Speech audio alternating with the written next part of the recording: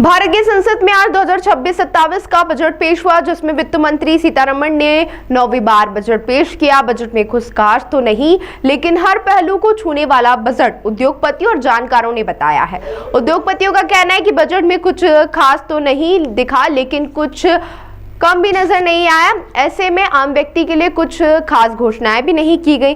सुने उद्योगपतियों और जानकारों ने बजट को लेकर अपनी अपनी क्या प्रतिक्रियाएं दी हैं। वहीं भारत के वित्त मंत्री सीतारमण के द्वारा 9वीं बार बजट पेश किया गया। बजट को भाजपा शासित प्रदेश में अमृतकाल 2047 का बजट बताया गया, लेकिन बजट में कुछ खास नजर नहीं आया। वहीं आने वाले चुनाव को ध्यान में रखते हुए बजट में कुछ खास उन प्रदेशों के लिए जिक्र किया गया जहां पर चुनाव होना है। बजट में कुछ खास चीज निकलकर सामने नहीं आई, लेकिन सुरक्षा की दृष्टि से जरूर भारत को मजबूत करने वाला बजट है। रक्षा बजट में 6.81 लाख करोड़ से बढ़कर 7.85 लाख करोड़ रुपए कर दिया गया है। वहीं सभी ने अपनी अपनी प्रतिक्रियाएं दी हैं। क्या उन्होंने कहा है, आप भी सुनिए।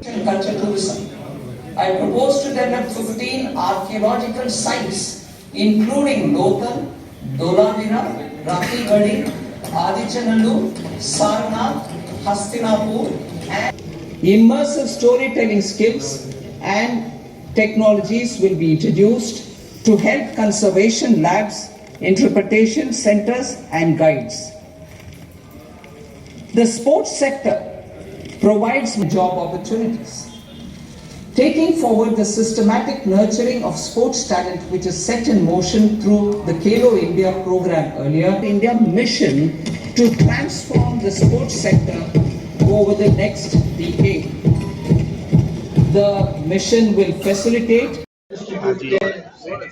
आज बजट बहुत साइलेंट बजट था। मेरी नज़र में तो एक साइलेंट बजट था, क्योंकि आप देखेंगे कि बजट में कुछ था नहीं।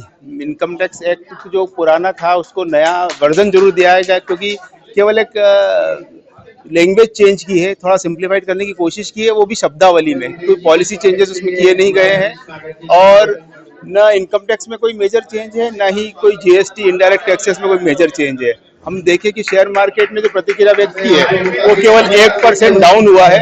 मतलब इंडस्ट्रीज में भी इसके लिए कोई बहुत अच्छा रुझान आया नहीं है।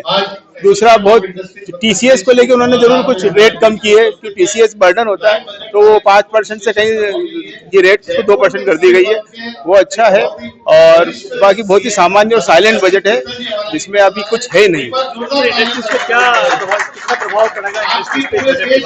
इंडस्ट्रीज पे बहुत नॉर्मल सा प्रभाव पड़ेगा, जैसी चलती आ रही थी वैसी चलेगी। केवल एक बाईबैक को लेकर जरूर जो इंडस्ट्रीज को एक वो था, बाईबैक को थोड़ा उन्होंने मुश्किल कर दिया, उस पर टैक्सेशन बढ़ा दिया है, तो इंडस्ट्रीज के लिए थोड़ा सा मुश्किल का दौर रहेगा, क्योंकि वो बाईबैक करके अपनी कैपिटल को बढ़ाना चाहती थी, तो वो बढ़ा नहीं पाएगी।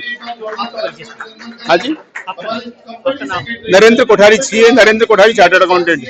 आज का बजट विकसित भारत 2047 की नींव है। आज के बजट में आप देखेंगे किसी प्रकार की कोई लोक लुभावन योजना नहीं है। आज पूरा बजट शुरुआत के 20 मिनट मैन्युफैक्चरिंग और प्रोडक्शन को समर्पित है।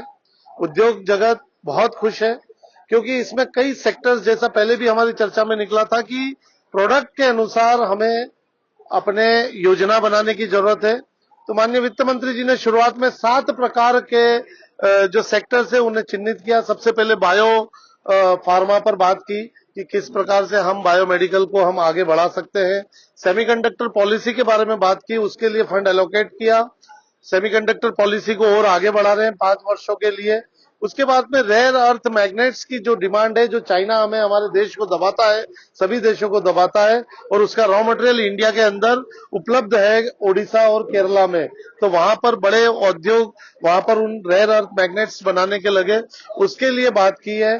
प्लग एंड प्ले पार्क के लिए बात की है। 3 केमिकल नए पार्क बनेंगे, उसके लिए बात की है। 5 नए टेक्सटाइल पार्क बनेंगे, जिसमें जो अपना यार्न है, फैब्रिक है, फॉर्मिंग है, और सभी चीज, फैशन है, सभी चीज वहां पर उपलब्ध होगी। और इसके अलावा एमएसएमई चैंपियंस, एमएसएमई को लेकर चैंपियंस को कैसे क्रिएट करना, उनको किस प्रकार से सपोर्ट करना, उनकी पूंजी निवेश में क्या सहायता करना, किस प्रकार उनको व्यापार चलाने के लिए आवश्यक पूंजी की उपलब्धता करवाना, और किस प्रकार एक्सपोर्ट को बढ़ावा मिले, तो देश अब अपने उस मॉडल पर चल चुका है, एक उड़ने के लिए तैयार है और कई ऐसे उत्पाद हैं जिनके बारे में भी पॉलिसी आई है जो एक्सपोर्ट को बढ़ावा देंगे। कई एक्रीडिशंस के लिए सरलीकृत किया है, तो एक्सपोर्ट बढ़ाने के लिए भारत सरकार तैयार है और मैन्युफैक्चरिंग को बढ़ावा देने के लिए तैयार है। आज के इसमें योगेश मेहता, अध्यक्ष association of industries Madhya Pradesh.